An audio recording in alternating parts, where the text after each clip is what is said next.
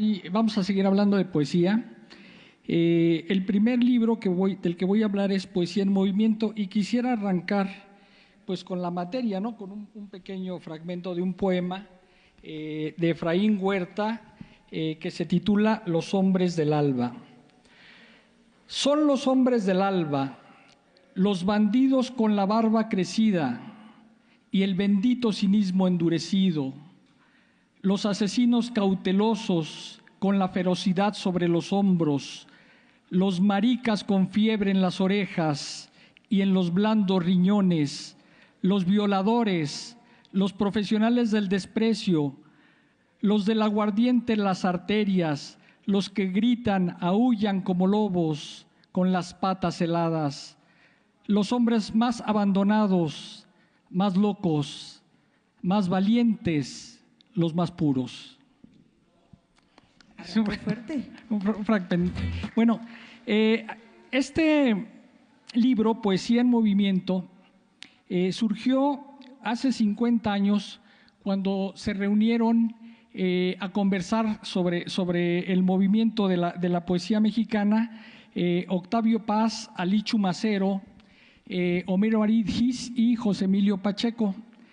En esas tertulias ellos refieren y dan una pista de cuáles son sus preferencias literarias en materia de poesía. Y ellos van acompañados en ese año, en el 65, por recomendaciones y por el tino editorial de Arnaldo Orfila Reynal, que también fue director del Fondo de Cultura Económica. En ese momento él los dirigió desde la editorial Siglo XXI. De hecho, el libro está publicado por Siglo XXI, y deciden empezar a hacer un recuento de la poesía posterior al modernismo hasta los días de ellos, hasta los días de esta antología, que fue publicada en 1966. Realmente no es una antología, y ellos lo aclaran porque no quiere ser absolutista. Es una selección, una compilación que dicen arbitraria y evidentemente tiene que ver con nuestros gustos y tiene que ver con nuestras controversias, porque para llegar a estos poemas, estos cuatro poetas tuvieron muchísimos debates. Bueno, creo que finalmente la poesía, como parte de la cultura mexicana, me parece que es un monumento, es un sitio que como mexicanos no podemos dejar de ver, porque es un pilar central de lo que somos. Y en el siglo XX se agudizó porque tuvimos una pléyade de poetas de muchísimas corrientes y que tenían un denominador común: nacieron en México. Sin embargo, todos tenían influencias universales. Por ejemplo, el más antiguo de los escritores que está aquí es José Juan Tablada. José Juan Tablada rompe con el modernismo porque se empieza a influenciar de la poesía japonesa y genera los haikus y empieza a hacer poemas experimentales. Por otro lado, desde otra óptica, desde otra corriente muchísimo más revolucionaria, muchísimo más contestataria y además en su momento pues más esquizofrénica, aparecen los estridentistas. ¿Por qué son los estridentistas? Comandados por Manuel Maples Arce, porque son la nota estridente de la musicalidad que traía la versificación anquilosada de los modernistas del siglo XIX. Bueno, y hay uno que otro colado, porque aunque no querían a Efraín Huerta, del cual leí un poema, Efraín Huerta era un hombre con un compromiso social profundo, con una idea radical de la cual distaban mucho de los contemporáneos. Es decir, los contemporáneos veían a Efraín Huerta con mucho respeto intelectual, pero con una distancia política fuerte. Y sin embargo, la antología es tan plural que lo incluyen en esta selección.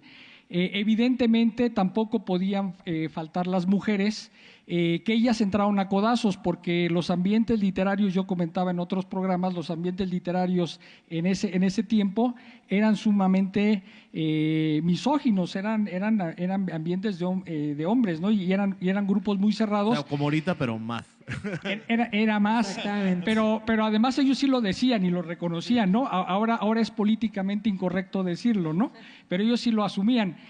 Y a pesar de eso, entró Rosario Castellanos como una figura de la poesía mexicana, Telma Nava, y un par de poetas como Margarita Michelena, Isabel Fraire. En fin, yo creo que la gran, diría yo, la gran radiografía de un pasado poético fundamental para la cultura mexicana está aquí, en el libro de Poesía en Movimiento de la editorial del siglo XXI, que viene a ser un corolario de una tradición que arranca desde Nezahualcóyotl, es decir, antes de la llegada de los españoles. Nosotros teníamos a un gran cantor, a un gran intelectual, a un poeta, filósofo, constructor, pero sobre todo poeta, que era Nezahualcóyotl, y además, evidentemente, un siglo después, también tuvimos a la presencia de Sor Juana Inés de la Cruz. Es decir, la poesía en ese sentido mexicana cobra fuerza cuando decimos que es una poesía en movimiento, porque es una poesía que se está transformando permanentemente y que hoy en día pues tiene muchísimas otras voces con poetas que continuaron y que ya no aparecen en esta antología, ¿no? Es decir, en esta antología todavía aparece el erotismo de Elías Nandino, de Salvador Novo, de Heraclio Cepeda. Aparecen también, había hablado justamente de los poetas, de los contemporáneos, ¿no? Como Gorostiza, Gilberto Owen, Jaime Torres Bodet. Pero posterior a ellos hay muchísimos poetas que se han unido en torno a revistas literarias, en torno a proyectos como La Espiga Motinada, o muchos poetas que hicieron su trayectoria solitos, ¿no? Como Víctor Manuel Mendiola, como Antonio del Toro, como José María Espinaza, como Coral Bracho, muchísimas poetas bueno, que tenemos a mí se aquí, me ocurren ¿no? también, yo Sí. agregaría a los infrarrealistas, básicamente desconocidos hasta que Roberto Bolaño los hace protagonistas de una novela, ¿no? Así es. En fin, yo lo que digo es que este es el frontispicio para que todos los jóvenes o todas las personas que quieran conocer sobre un tema toral de nuestra cultura, arranquen con el libro de Poesía en Movimiento, publicado por Siglo XXI, y donde está actualmente dirigiendo editorialmente nuestra amiga muy querida Rocío Martínez.